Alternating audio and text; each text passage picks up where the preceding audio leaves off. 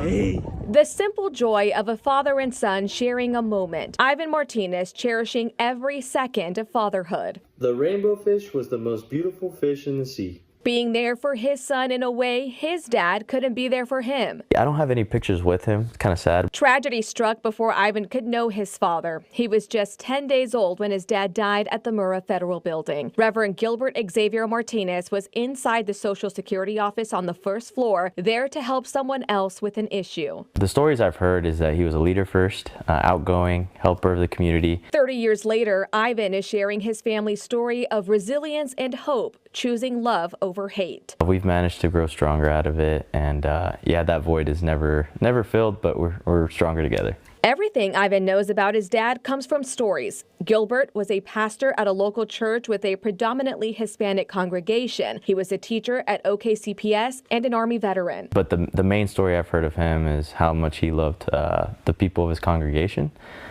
So we still keep in tabs with a lot of people at our church. I know as a dad, he always put his kids first. At 35 years old, Gilbert left behind a wife and 5 young children. Ivan was too young to have any memories of him. Did you ever feel like it was unfair? Yeah. What was that grief like for you? I don't get jealous of my siblings. I think it's harder for them because they actually knew him.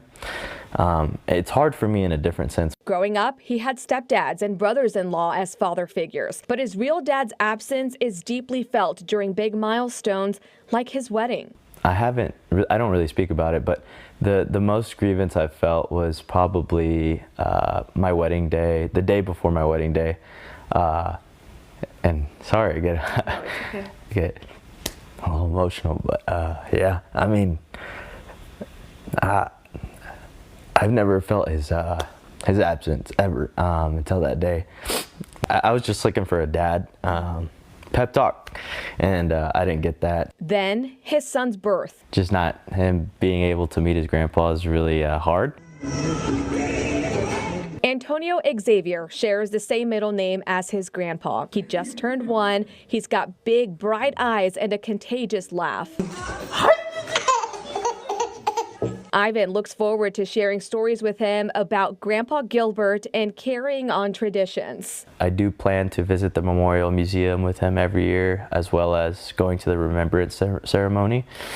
So those are 2 traditions that I think this family will maintain. Not everyone lives in OKC anymore, but on April 19th, the family prioritizes being together. There hasn't been one ceremony I think I've missed since I was 1. Did you and your family ever have that moment and that thought of, if he had just not been there that day? I put myself in my dad's shoes. I would have helped a friend too. Ivan's mom says they were meant to be there that day too, but he was being fussy, so plans changed. I think about that a lot.